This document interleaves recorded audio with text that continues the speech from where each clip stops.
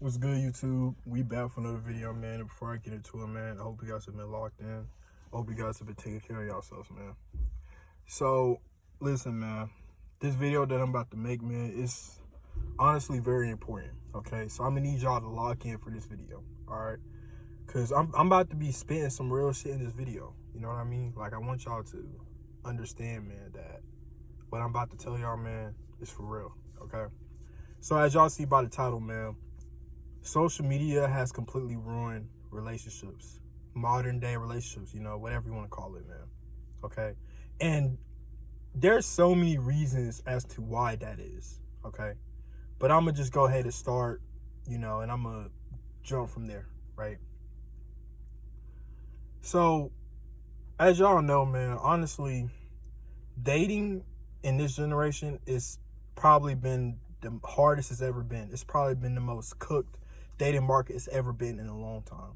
Dating is literally like the relationships. The dating market is literally like a stock market, man. That shit is at an all-time low thanks to social media. Like the ratio to actual success in dating versus fails is, fucking bad. It's terrible. Okay. And I'm not even just talking about for me. I'm talking about for in general. I looked at a study where 70% of relationships in America don't even make it to a year. 70% of relationships. And y'all already know where I'm about to go with this. As most of y'all know, 50% of marriages end in divorce. And 70% of those divorces are initiated by a woman. And these are statistics. These are real statistics. Where I actually looked at this shit, right? But it's just, I could just say some bullshit that I've seen off of Google. But what do I actually mean?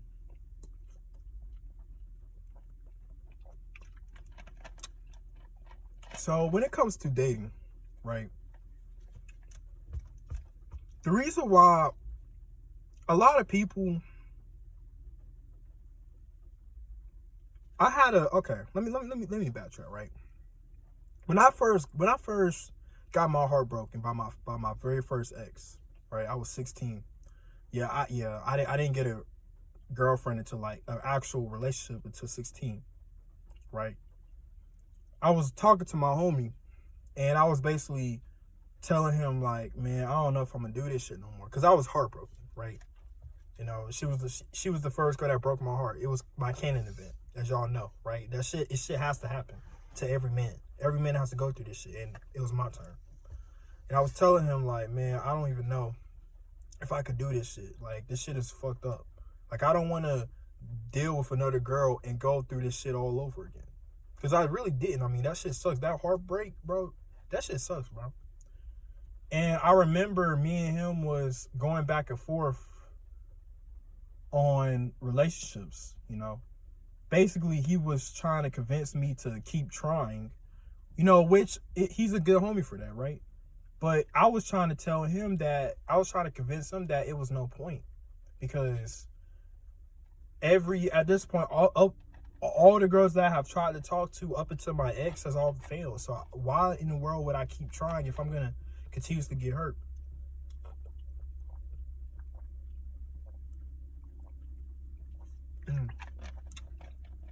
I'm sorry, y'all. I'm thirsty. So anyway, me and him we wasn't arguing, but we was going back and forth. He was just trying to convince me to keep trying, because he was in I ain't gonna say long term, but he was in a 3-year, at that point he was in a 2-year relationship with a girl, right? But obviously now that doesn't really mean much, but I'm gonna get into that later. But basically, he ended up bringing up his parents in the conversation. Basically, I think I had said something along the lines of, I don't think a long-term relationship is possible. And the reason why I said this, I didn't actually say this with any facts behind it. I was just saying it just to say it. But the reason why I said that, because my very first relationship, it only lasted 2 months, right? See, I believed in that 3-month rule bullshit, and I believed in that You know, so I thought that it was impossible for me to even make a year with a girl. Mm. But he told me that his parents were in a long-term relationship, still together for over 40 years. And at that point, I didn't really understand. You know, I kind of just looked at it as, damn, you know. I mean, he's right. But when I look at it now, I realize that dating, even though it was a good argument to use to kind of get me on the right side of things, I realized it when he said that about his parents. I realized something. Dating back then was completely different than how it is now. And that's what I'm finna get into, man. Right? You see, now my parents, y'all, weren't together, right? Or my fault. They got married or whatever, but they didn't last, right? But a lot of people's parents back then, they're actually still together to this day. I have aunts still together to this day. I have cousins. Well, I ain't gonna say cousins, but older cousins that's still been together to this day. I have great uncles, great aunts still together to this day. And what I was trying to figure out is how the hell were people back then able to last with somebody for 40 years. Meanwhile, I'm somebody over here that can't even make a year with a girl. I can't even make a couple of months with a girl. How is that possible? Right? I was trying to figure out, because when he told me that like his parents were together for 30, 40 years, I'm like, how is that genuinely possible? Like, how? Right? Because the way girls are now, you'll honestly be lucky enough to make a year with a girl. Because a lot of girls that you think that will commit to you won't commit to you for real. Or they'll commit to you, but they'll cheat on you though once they get bored. But I'm gonna get into that though. So I was trying to figure that out. But then I realized something. Like I said before, dating was actually so much different and so much easier back then. Let me explain why. So back in your parents' era, your grandparents' era, even your great grandparents' era, social media didn't exist, as y'all know. Phones didn't even really exist. Mobile phones, that shit didn't even exist. So tell me, my light cut off, but explain to me how you had to meet somebody back then. Right. Face to face. See, nowadays, everything is online. There are more and more relationships started online. More and more people are meeting online. I have met people online.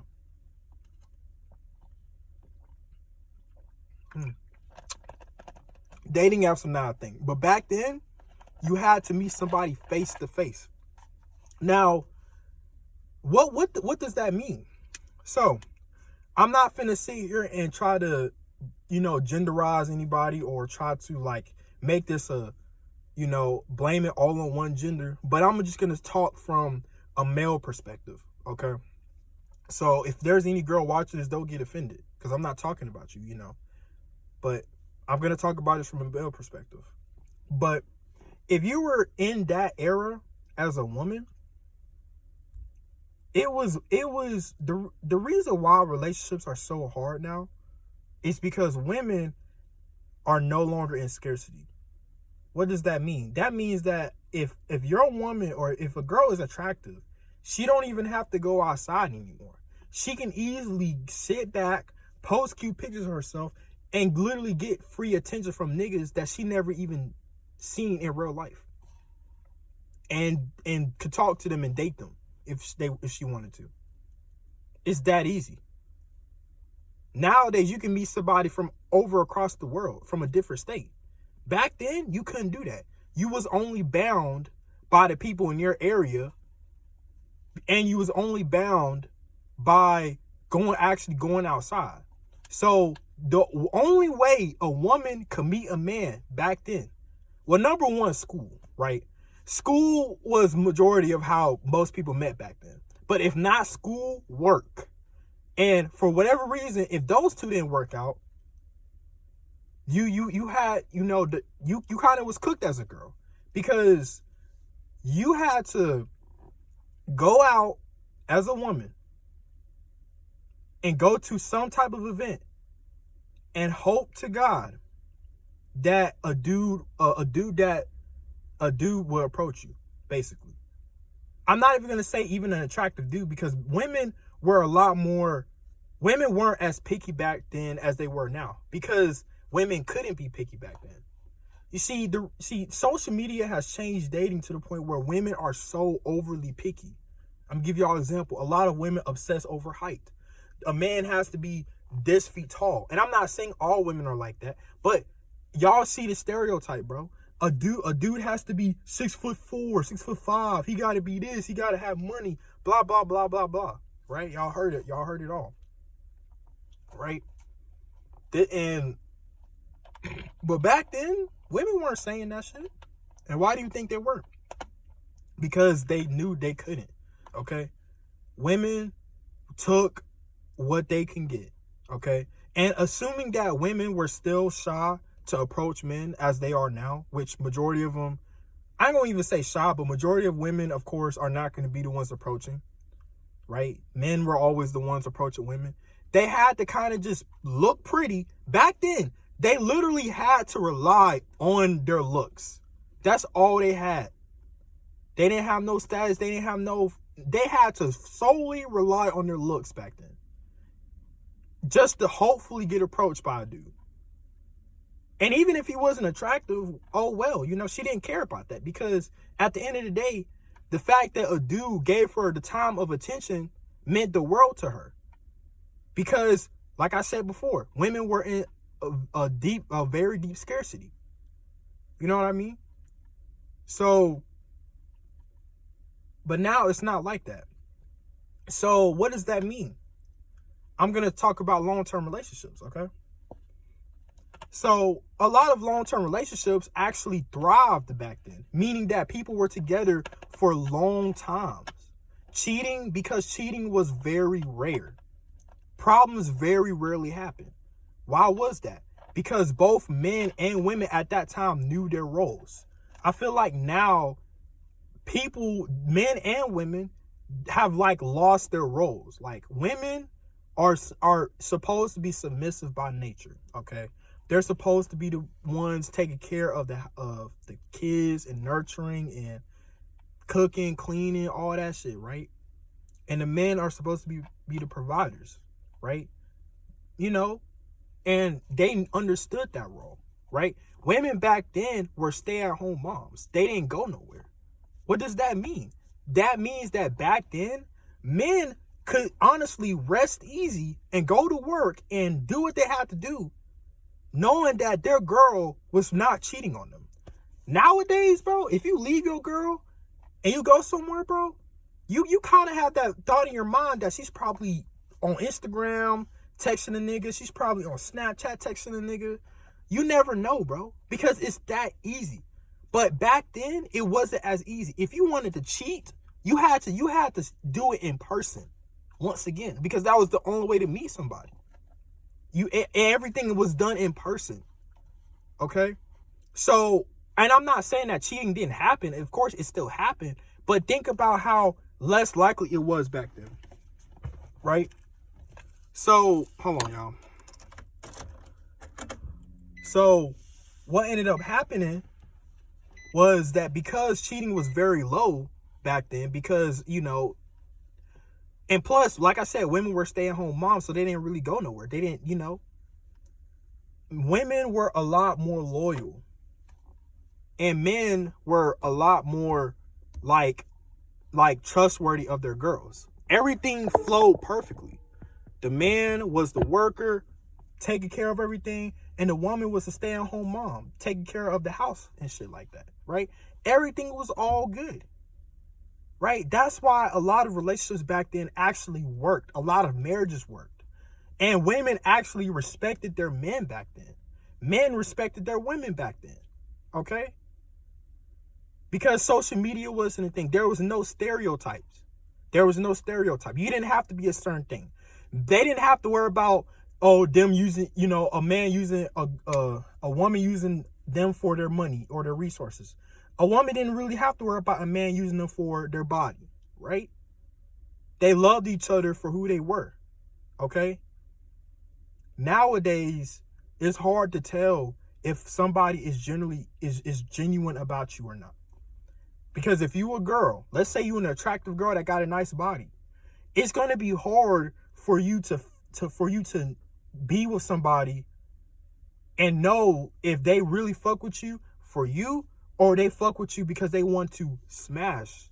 And if you a dude, it's hard to know if a girl is with you for you or if she's with you for your money or for your free attention and shit that you do for her, right?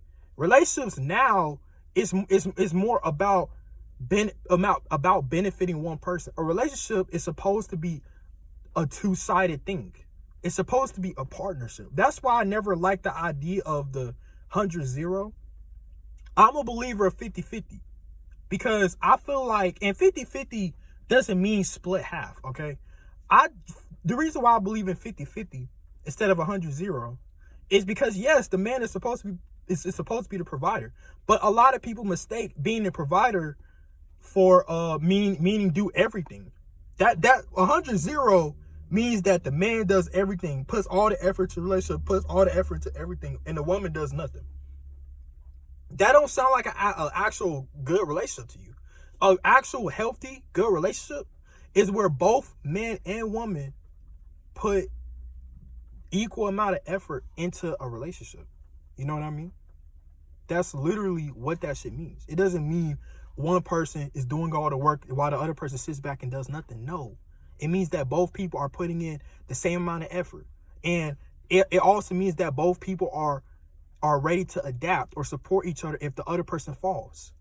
If the man falls, the woman is ready to help him up and support him. If the woman falls, the man, you know what I mean? That's what I mean by 50-50.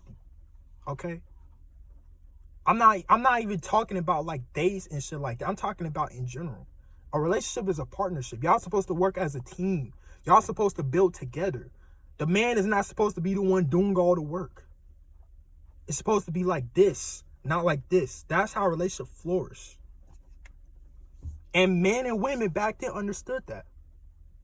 Because for a long time, I didn't understand how was it possible that relationships worked so well back then, but now it's terrible. Now, like I said, I'm not saying that relationships back then were perfect. No. Relationships has never been perfect. But look at it from back then versus now. Notice a lot of parents, a lot of grandparents are still together. 30, 40, 50 years together. You know what I mean? That's real loyalty. You know what I mean? But when social media came upon, it changed everything. Because certain things about relationships became stereotypes.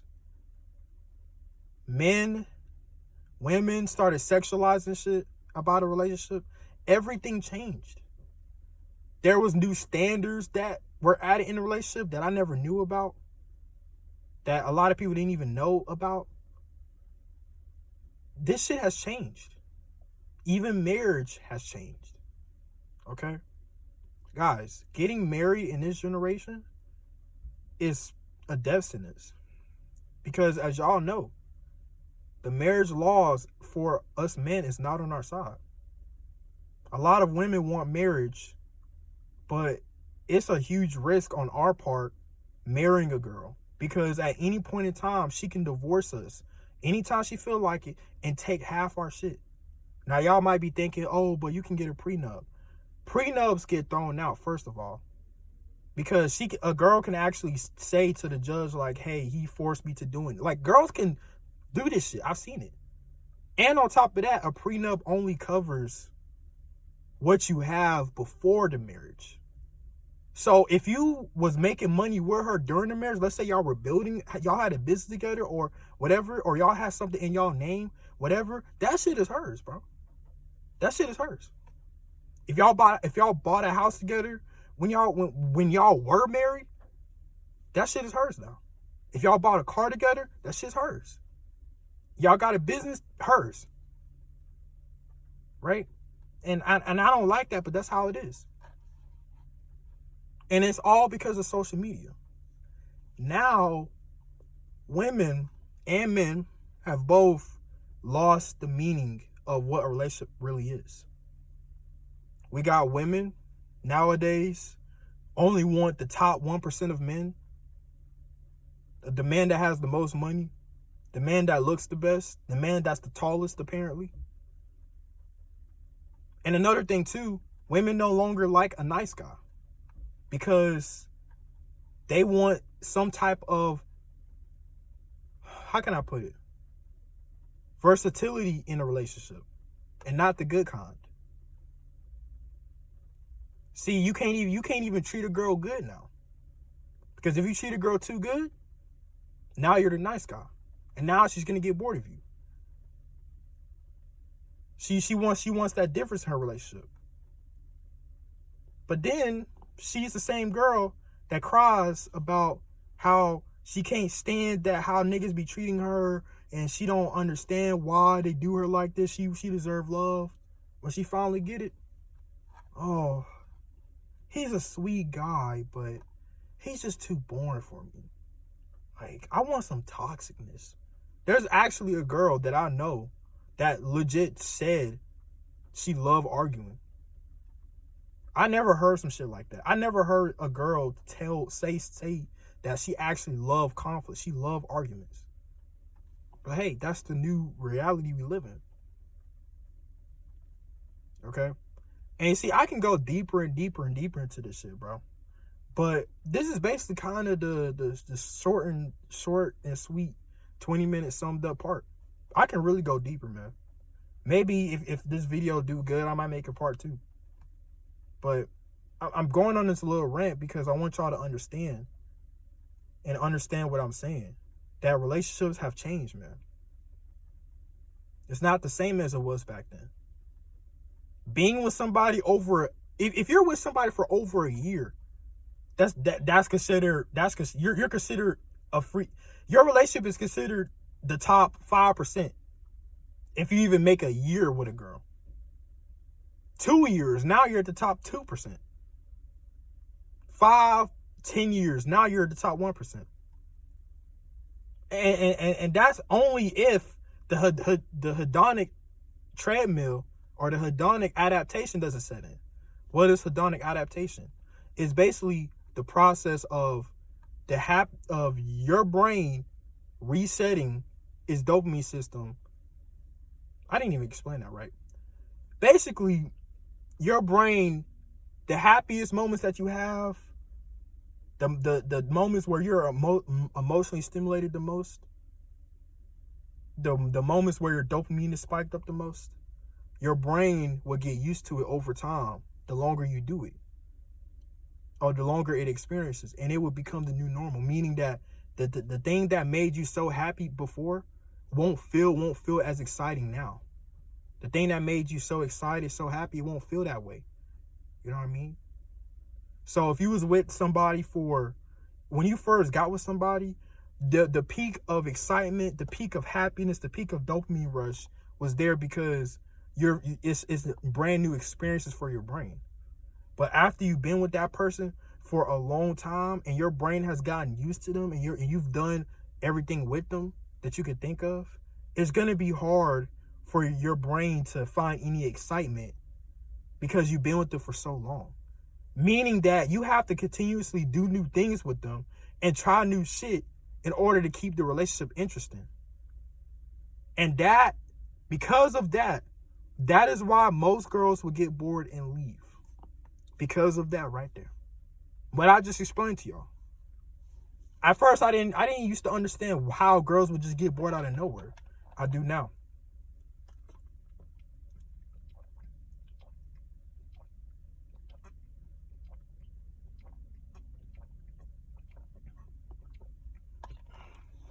So I'm gonna go ahead and end this video.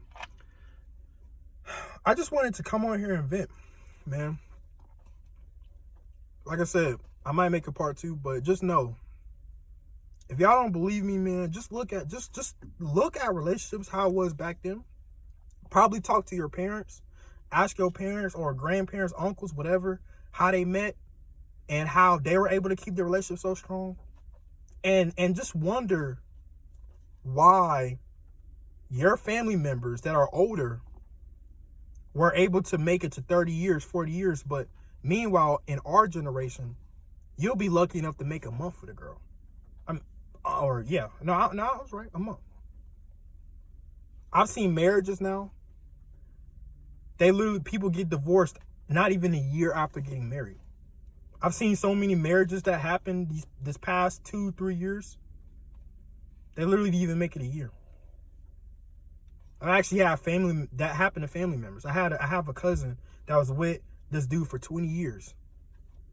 Finally decided to get married, put the ring on it.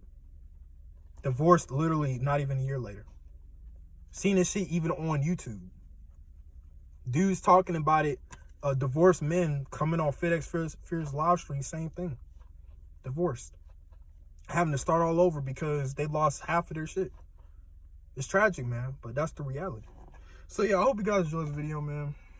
Let me know what y'all think in the comments, man. I'm like I said, I'm open-minded, man. I'm not biased, so let me know what y'all think. Like, comment, subscribe, man. And yeah, see y'all in the next one. Peace.